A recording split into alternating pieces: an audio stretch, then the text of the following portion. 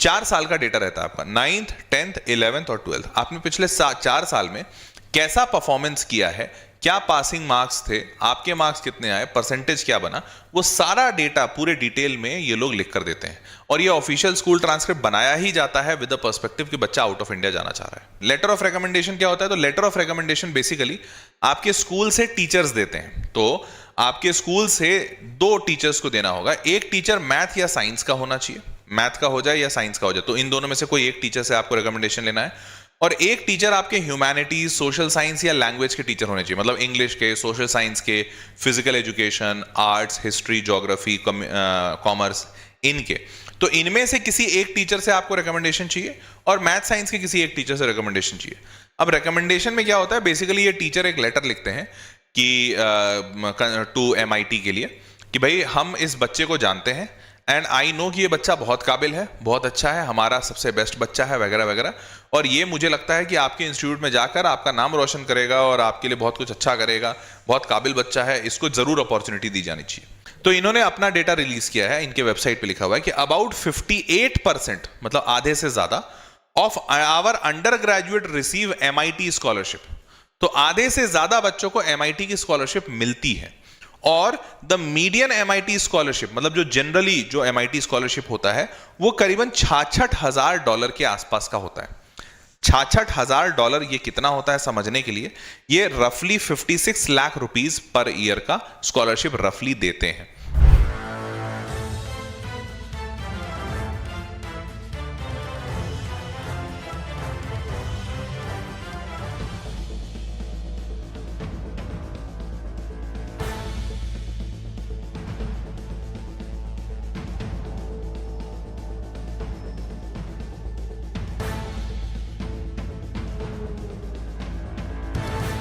नमस्कार, आदाब, सत श्री अकाल और खुशामदीद। Very very good evening to all of you people. This is master teacher Harsh Priyam, जो कि आज बात करने आए हैं MIT USA के बारे में कि अगर कोई इंडियन बच्चा, कोई बच्चा जो भारत से जाना चाहता है मैसाचुसेट्स इंस्टीट्यूट ऑफ टेक्नोलॉजी, तो वो बच्चा इस MIT तक कैसे पहुंच सकता है। ठीक है, तो आज का सेशन काफ़ी इंफॉर्मेशनल होगा, बहुत ही ज़्यादा बढ़िया नॉलेज होगा। और इनफैक्ट आपको ये भी बता दूं कि आप अगर एक एवरेज बैकग्राउंड से हैं, बहुत ज़्यादा पैसे आप नहीं अफोर्ड कर सकते हैं, तो भी आपके लिए मुमकिन है कि आप MIT में जाकर पढ़ाई कर सकते हैं। बिल्कुल मुमकिन है। क्या क्या ज़रूरतें लगेंगी, चलिए जानते हैं इस वीडियो में। College, here is why. ये बच्चा MIT ज्वाइन किया था, चिराग फैलोर, अभी कुछ साल पहले का IIT JEE का टॉपर था बच्चा। फिर meet IIT JEE topper, went to IIT Bombay with Air 1, left after 2 years, he is now in MIT USA। ये भी MIT गया। Meet Raghu Mahajan, the JEE topper who dropped out of IIT Delhi to enroll at MIT। In fact ऐसे news बहुत common हो गए हैं अभी के टाइम पे, जहां पर बच्चे IITs छोड़कर MIT जा रहे हैं। तो भाई कुछ तो कारण होगा कि IITian जो इतने टॉप IITs में जा रहे हैं, IIT दिल्ली, IIT बॉम्बे, वो लोग उसको छोड़ रहे हैं और MIT की तरफ जा रहे हैं। क्यों, क्या कारण है, ध्यान से देखो। तो इनफैक्ट सबसे पहला कि MIT ही क्यों, क्या कारण है, वो भी जानेंगे। और दूसरा क्वेश्चन कि क्या आप भी ज्वाइन कर सकते हैं, तो अगर हाँ है तो कैसे कर सकते हैं, नहीं है तो भाई तो कोई मतलब ही नहीं है फिर तो। पर हाँ, नहीं, इसका जवाब है कि आप ज्वाइन कर सकते हैं। तो सबसे पहले MIT वर्ल्ड का बेस्ट यूनिवर्सिटी है, और ये बात मैं नहीं कह रहा। पहला तो ये पिक्चर देख लो, कितना बढ़िया सुंदर सा है, एकदम नदी किनारे, तो दिख रहा है। और 1861 में बना था, कैम्ब्रिज USA में है ये। 168 एकड़ का कैंपस है। तो चलो, कैंपस तो हमारे पास भी बड़े बड़े होते हैं, बट इनका भी अच्छा खासा बड़ा है। फॉर 13th ईयर इन अ रो, लगातार पिछले 13 साल से QS वर्ल्ड यूनिवर्सिटी रैंकिंग में MIT नंबर 1 पर है। MIT नंबर 1 पे, नंबर 1 फॉर लास्ट 13 ईयर्स, पिछले 13 साल से नंबर 2 पे भी नहीं आया। तो समझ सकते होगे कि ये काबिल तो है, जगह तो काबिल है।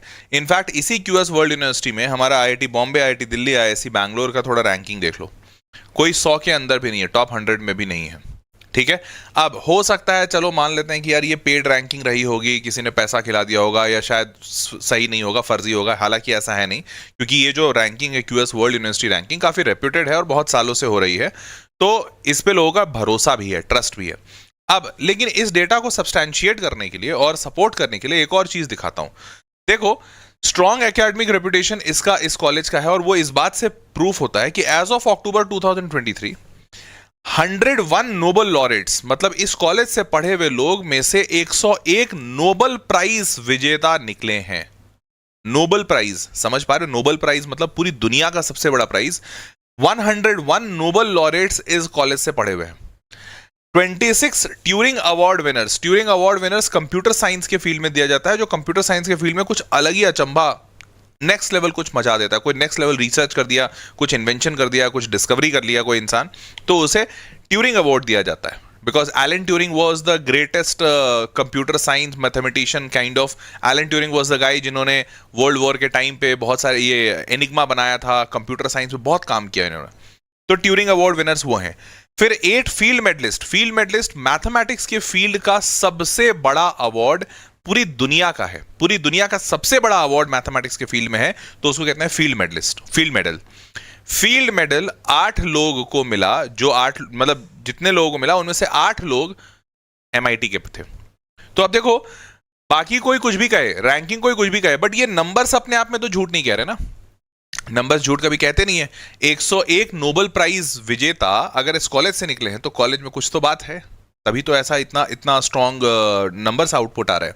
इसीलिए strong academic reputation, famous for its scientific and technological training and research, invention, discoveries. आपको पता है, शायद आपको ना पता हो, बोस जानते हो? बोस का नाम सुने हो? Brand BOSE। तो Bose was an Indian person. He went to MIT. JC Bose या SC बोस कुछ नाम था, आई एम नॉट, मेरे को पूरा नाम नहीं याद है, बट वो इंडियन थे, कैलकाटा के थे। कैलकाटा से उन्होंने पढ़ाई की, उसके बाद ही वेंट टू MIT में उन्होंने साउंड्स एंड एकॉस्टिक्स इस पे बहुत रिसर्च किया। रिसर्च करने के बाद उन्होंने कुछ ऐसा निकाला जो कि साउंड के फील्ड में बहुत बढ़िया था। और उस टाइम पे उन्होंने ईयरफोन्स निकाले थे, जिस ईयरफोन्स में आवाज रिपीट नहीं होता और बहुत ही क्लियर साउंड आता है। उस वक्त, मतलब आज से 50-60 साल पहले की बात है, उस वक्त उनको पेटेंट दिया गया था। उस पेटेंट को उन्होंने बोस कंपनी से रजिस्टर कराया, और बोस के ईयरफोन्स, हेडफोन्स, साउंड डिवाइसेस आज भी पूरे वर्ल्ड में फेमस है फॉर इट्स क्वालिटी। और आपको पता है बोस ने, जिन्होंने इसको इन्वेंट किया था, उन्होंने क्या किया? उन्होंने कहा कि मेरे जीवन काल के बाद ये बोस कंपनी की पूरी ओनरशिप MIT के पास होगी, क्योंकि MIT की वजह से ही मैं आज यहां तक पहुंच पाया हूं, और इसीलिए बोस कंपनी की पूरी ओनरशिप MIT के पास है। Can you just imagine this? Jagdish Chandra Bose, बिल्कुल, मेरे को एग्जैक्ट नाम नहीं आता। Can you just imagine this कि MIT को लोग कितना ज्यादा प्रेज करते हैं कि भाई पूरी की पूरी कंपनी डोनेट कर दी। और बोस छोटी मोटी कंपनी नहीं है। तुम, अगर तुमको नहीं पता हो तो तुम Amazon पे जाकर लिखना बोस हेडफोन्स, उसकी प्राइस देखना, खुद समझ में आ जाएगा कि बोस किस लेवल का है। ठीक है, तो अब तुम समझ पा रहे हो कि भाई कॉलेज की क्वालिटी क्या है। ठीक है, now moving forward, how hard is it to get into MIT? क्योंकि भाई जब इतना अच्छा कॉलेज है तो फिर टफ तो होगा, पक्की बात है, क्योंकि भैया इंडिया का IIT इतना अच्छा है जो वर्ल्ड में 118वें पोजीशन पे है, तब वहां जाना इतना कठिन है। क्या है सिलेक्शन परसेंटेज?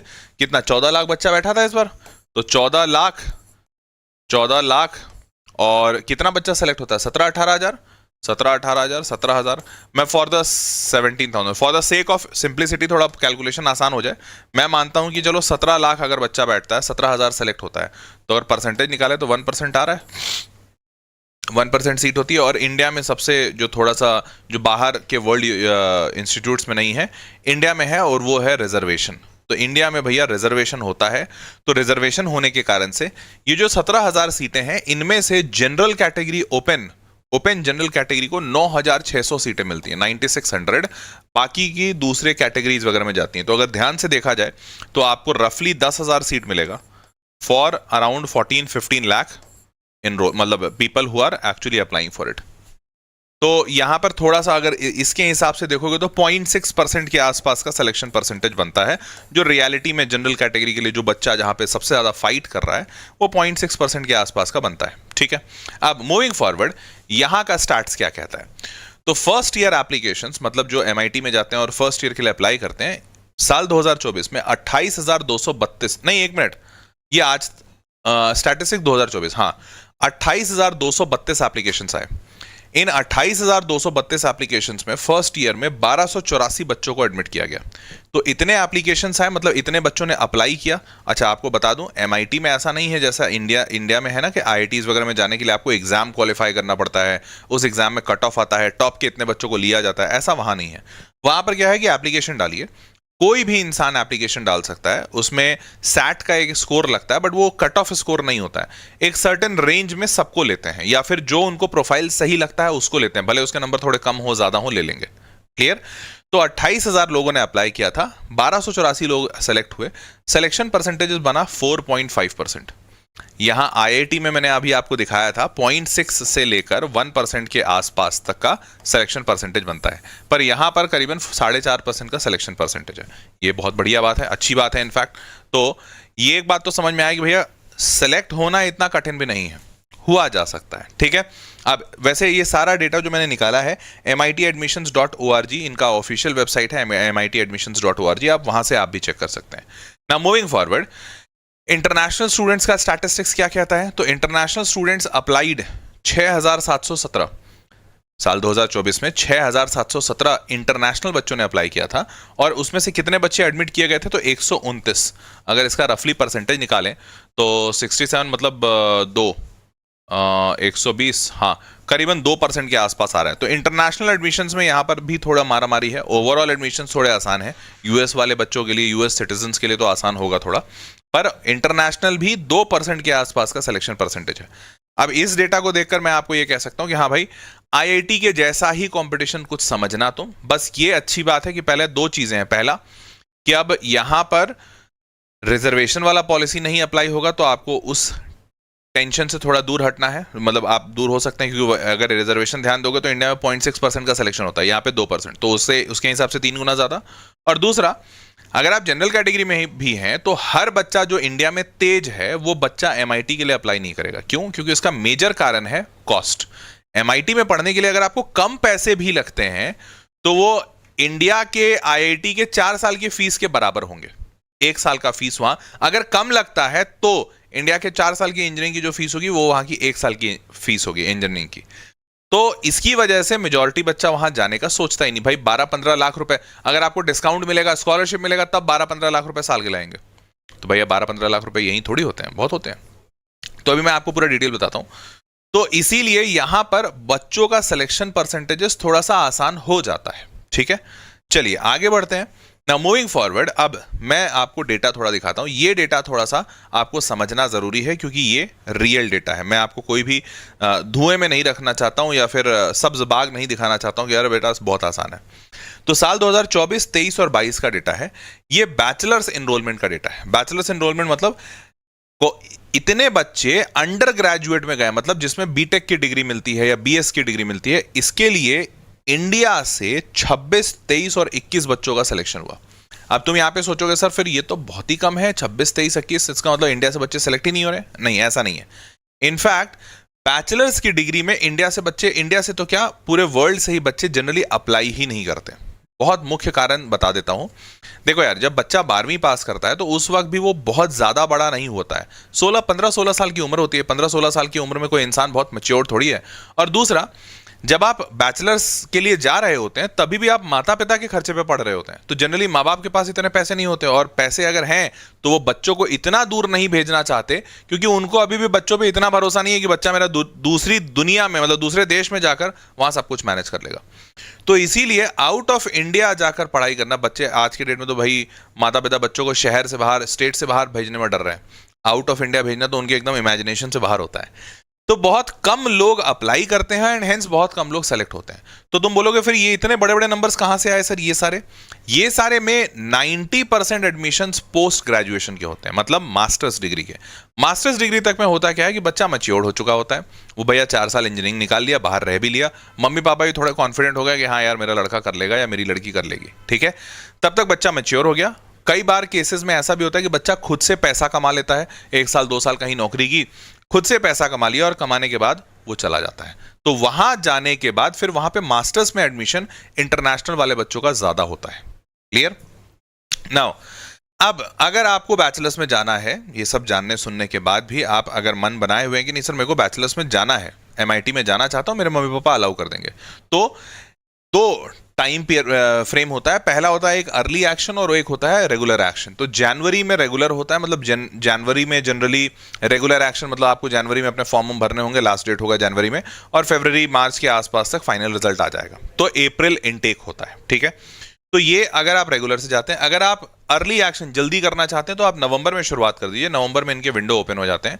आप पहले दे दीजिए ताकि पहले ये बता दें आपको कि आप इन है या आउट है, ठीक है। तो ये अर्ली एक्शन में जनरली बच्चा जाता है नवंबर के टाइम पे, और एक्चुअली हर बार इनके यहाँ 2 बार इनटेक होता है, एक होता है नवंबर के टाइम पे और एक होगा जून जुलाई के टाइम पे, ठीक है। तो ये अर्ली इनटेक में, अर्ली एक्शन में जाना ज्यादा बुद्धिमानी है। नाउ मूविंग फॉरवर्ड, सारी की सारी डिटेल इनके वेबसाइट से ही होगा, सब कुछ ऑनलाइन होगा। MIT का अपना ऑफिशियल वेबसाइट है, आप उस पे जाके गूगल पे सर्च करके देख सकते हैं। वहां पे आपको रिक्वायर्ड डॉक्यूमेंट्स क्या चाहिए वो सब बता दिया जाएगा। उसके बाद आपको एक स्टूडेंट फीस, एप्लीकेशन फीस पे करना होगा, और वो एप्लीकेशन फीस $75 है। $75 का मतलब होता है रफली 6,000 रुपए के आसपास। तो आपको अप्लाई करने के लिए सिर्फ एप्लीकेशन फीस करीबन 6-8 हज़ार रुपए देने पड़ेंगे। इन केस अगर आप गरीब हैं या आपके पास पैसे नहीं हैं तो आपको इनको कुछ सपोर्टिंग डॉक्यूमेंट्स देने पड़ेंगे, और उसके बाद ये लोग ये $75 का फीस भी वेव ऑफ कर देते हैं। तो बहुत सारे बच्चों का होता भी है जहां पे उनको कोई भी पैसा नहीं देना पड़ता, सिर्फ उनका एप्लीकेशन जाता है MIT में, ठीक है। बट उसके लिए आपको पहले अलग से डॉक्यूमेंट देना होगा, अप्रूवल लेना होगा। अप्रूवल ले लिया आपने फी वेवर में, फी वेवर रिक्वेस्ट में, तो अगर आपका अप्रूव हो गया तो फिर आप बिना $75 दिए हुए अप्लाई कर लो, ठीक है। चलिए, नाउ मूविंग फॉरवर्ड, अब इंडियन स्टूडेंट्स को कौन कौन से डॉक्यूमेंट की आवश्यकता पड़ती है। तो एक ऑफिशियल स्कूल ट्रांसक्रिप्ट की जरूरत पड़ती है। ऑफिशियल स्कूल ट्रांसक्रिप्ट कैसा होता है, तो ऐसा सा एक डॉक्यूमेंट दिखने वाला होता है।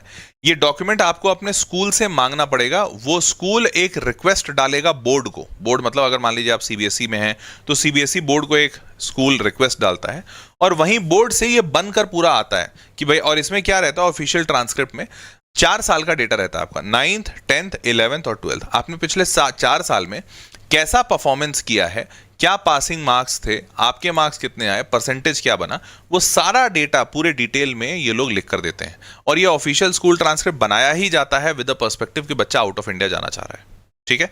तो ये ऑफिशियल स्कूल ट्रांसक्रिप्ट लगता है। इनफैक्ट अगर आपके पास, आप अभी नहीं जाना चाह रहे हैं तो भी बनवा के जरूर रख लीजिएगा, ताकि अगर आप आगे मान लीजिए मास्टर्स में जाना चाहें तो भी आपको ये काम आ जाएगा।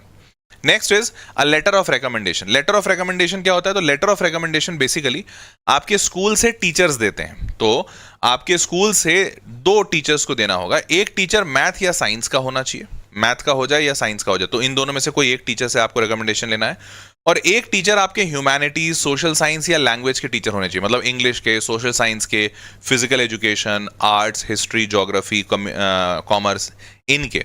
तो इनमें से किसी एक टीचर से आपको रिकमेंडेशन चाहिए, और मैथ साइंस के किसी एक टीचर से रिकमेंडेशन चाहिए। अब रिकमेंडेशन में क्या होता है, बेसिकली ये टीचर एक लेटर लिखते हैं कि टू MIT के लिए कि भाई हम इस बच्चे को जानते हैं, एंड आई नो कि ये बच्चा बहुत काबिल है, बहुत अच्छा है, हमारा सबसे बेस्ट बच्चा है, वगैरह वगैरह, और ये मुझे लगता है कि आपके इंस्टीट्यूट में जाकर आपका नाम रोशन करेगा और आपके लिए बहुत कुछ अच्छा करेगा, बहुत काबिल बच्चा है, इसको जरूर अपॉर्चुनिटी दी जानी चाहिए। तो सारे आपके लिए अच्छी अच्छी जो बातें लिखनी होती हैं वो ये टीचर्स इस लेटर ऑफ रिकमेंडेशन में लिखते हैं।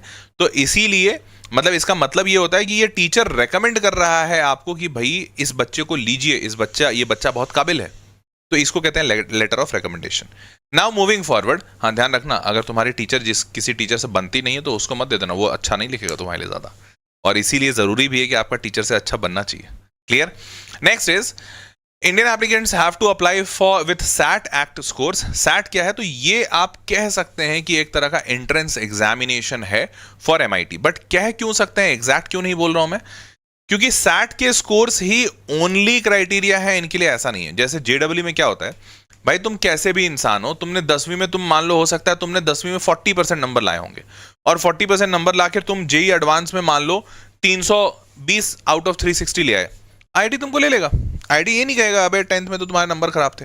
पर यहां पे ये लोग कह देंगे, हो सकता है जैसे SAT स्कोर जो होता है वो 800 नंबर का होता है, 800 का मैथ्स होता है और 800 का इंग्लिश होता है, 2 पेपर होते हैं SAT में, मैथ और इंग्लिश।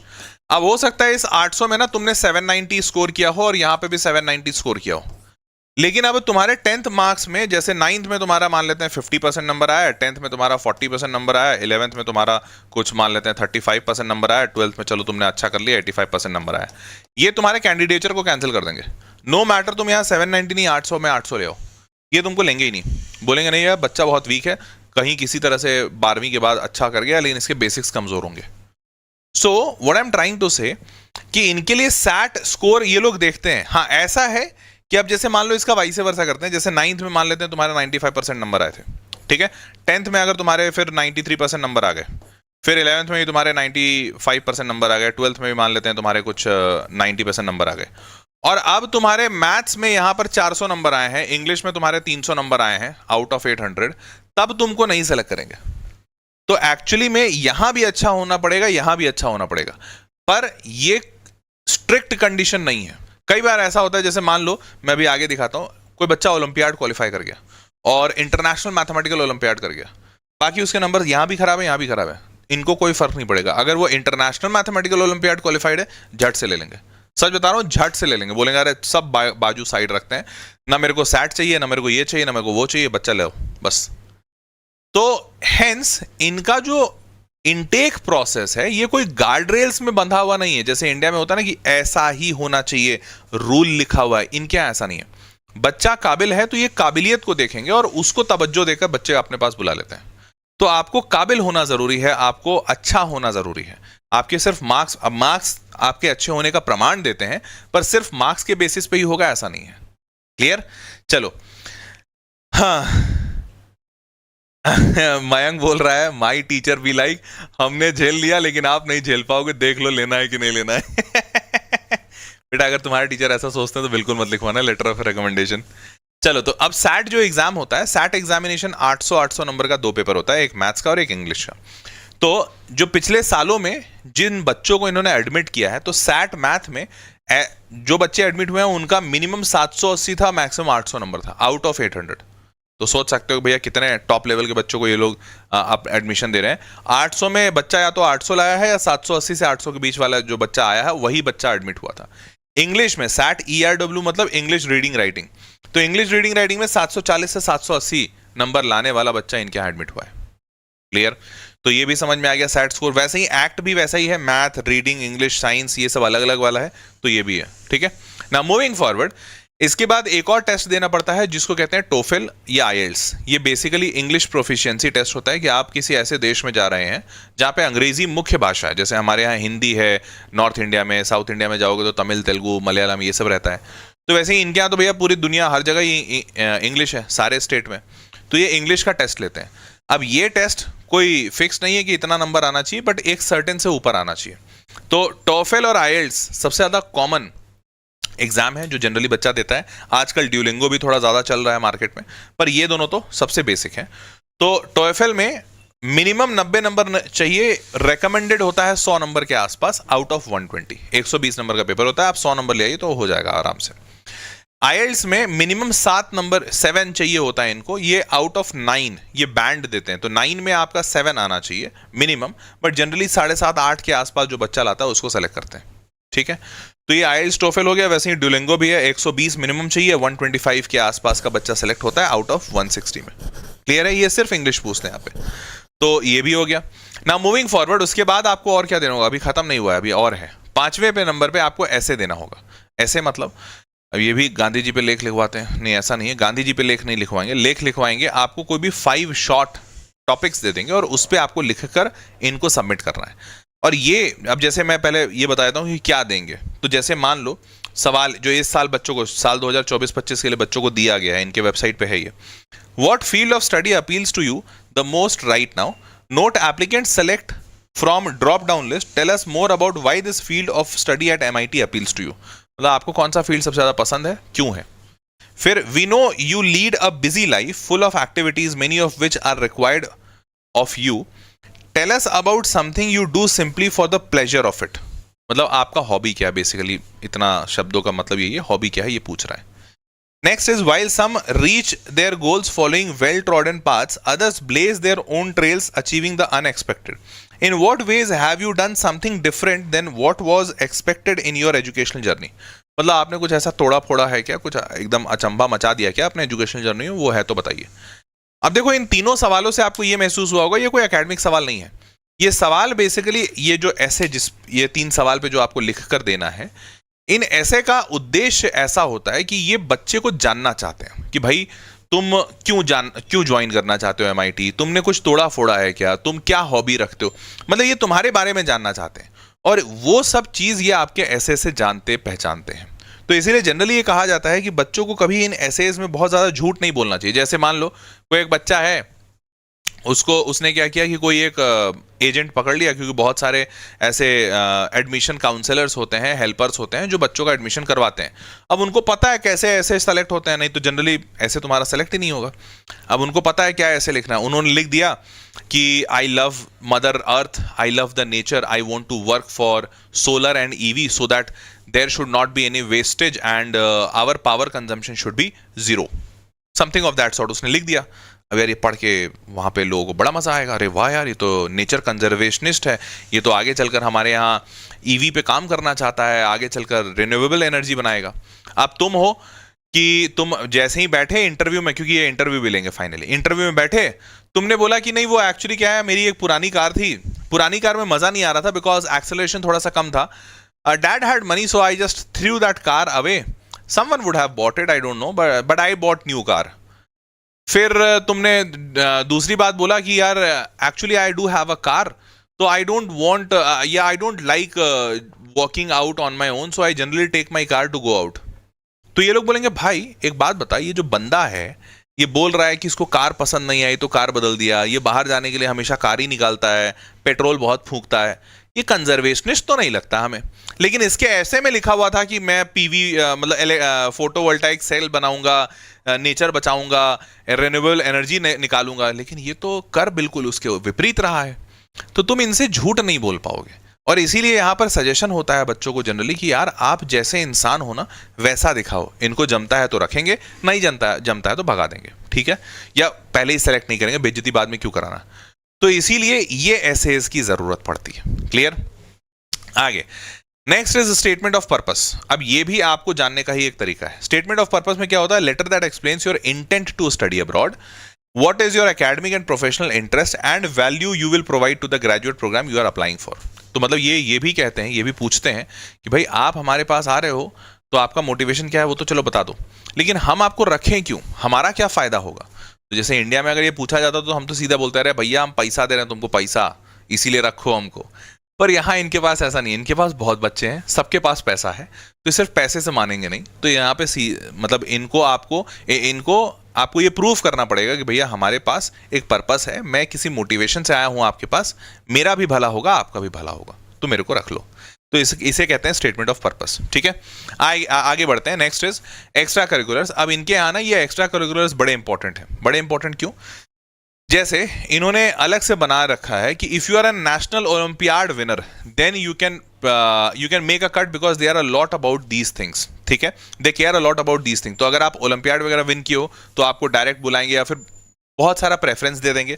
नेक्स्ट इज अगर मान लीजिए आप एथलीट रहे हैं, स्टेट लेवल नेशनल लेवल, आपने कुछ एकदम फोड़ा फाड़ी मचाया, आपने एकदम कुछ जीत उत गए हैं तो आपको बुला लेंगे। फिर अगर आपने कोई लीडरशिप पोजीशन हासिल की है, कहीं कुछ लीड किया है कोई अच्छी जगह पे, तो आपको बुला लेंगे। तो इनके लिए एक्स्ट्रा करिकुलर एक्टिविटी बड़ी जरूरी होती है और उसके पीछे का सीधा कारण है, जैसे रिसर्च में भी ये निकल कर आया है और ये लोग तो रिसर्च करते रहते हैं तो इनको ये पता भी है, कोई भी इंसान जो सिर्फ बैठकर पढ़ता है या सिर्फ पढ़ने में लगा हुआ है वो अपने लाइफ में, अपने करियर में बहुत अच्छा नहीं कर पाता। तो रिसर्च ऐसा कहता है कि कोई भी इंसान, बच्चा, बुजुर्ग, वयस्क, जैसा भी आदमी है, वो अपने लाइफ में तभी अच्छा कर पाया है जब वो नॉलेज के साथ साथ 10 और चीजें करता है, वो एक्स्ट्रा करिकुलर एक्टिविटीज में भी है, वो अपने आप को बांध के नहीं रखता है, तभी वो एक्सप्लोर करने वाले नेचर में होगा, और वो एक्सप्लोर करने वाले नेचर में होगा तभी वो लाइफ में आगे जाएगा। तो इसीलिए इनके लिए एक्स्ट्रा करिकुलर एक्टिविटी लोगों का, बच्चों का बड़ा जरूरी है। क्लियर है? सबको समझ में आया? चलिए आगे बढ़ते हैं। There are only 4 things that differentiate most candidates: statement of purpose, essays, extra curricular activities and performance in the interview. तो ये 4 चीजें सबसे इंपॉर्टेंट है। आपका एसओपी सबसे अच्छा होना चाहिए, आप ऐसे ईमानदारी से लिखिएगा जो आपके बारे में बताएगा। एक्स्ट्रा करिकुलर एक्टिविटीज अगर आपके पास है तो एक्स्ट्रा एज मिलेगा, and then performance in the interview, आपका इंटरव्यू में परफॉर्मेंस कैसा होता है। अब तुम बोलोगे सर सैट का स्कोर, फिर मैं बोलूंगा बेटा वो सब तो बेसिक है, अगर उतना स्कोर नहीं है तो फिर तो आगे की बात ही नहीं बनेगी। मैं ये बता रहा हूं कि मैं मान रहा हूं कि तुम्हारे सैट में 800 में से 780 या 790 आ गए मैथ्स में, 800 में से 750 आ गए इंग्लिश में, टोफेल आईएल्स तुमने क्वालिफाई कर लिया, तुम्हारे 9 में 8 आए हैं आउट ऑफ 9, या फिर 120 130 नंबर आए हैं आउट ऑफ 160, वो सब तुमने कर लिया। उसके बाद तुम्हारा कैंडिडेचर क्यों सेलेक्ट हो सकता है या कैसे सेलेक्ट हो सकता है, उसके लिए ये 4 चीजें अच्छी करनी होंगी। वो अगर खराब कर दिए तब तो यहां तक पहुंचोगे ही नहीं। समझ पाए मेरी बात? तो ये है एमआईटी का एडमिशन प्रोसेस, आसान नहीं है अनडाउटेडली। अब आते हैं इसके पैसे पे। इतना कठिनाई के बाद भी जब तुम पहुंचे तो ऐसा नहीं है कि भैया तुमको सब अभी आगे कुछ कठिनाई है, अभी आगे और थोड़ा मुश्किल है। क्या है भाई? तो ट्यूशन फीस इनका है $59,750, रफली 60,000। इंडियन रुपीज में इसको कन्वर्ट करोगे तो अराउंड 50 लाख रुपीज आ रहा है। और ध्यान रखिएगा, माइंड इट, ये 4 साल का नहीं है बेटा, ये पर ईयर का कॉस्ट मैंने यहां पे लिखा है। जो भी लिखा है वो पर ईयर कॉस्ट है।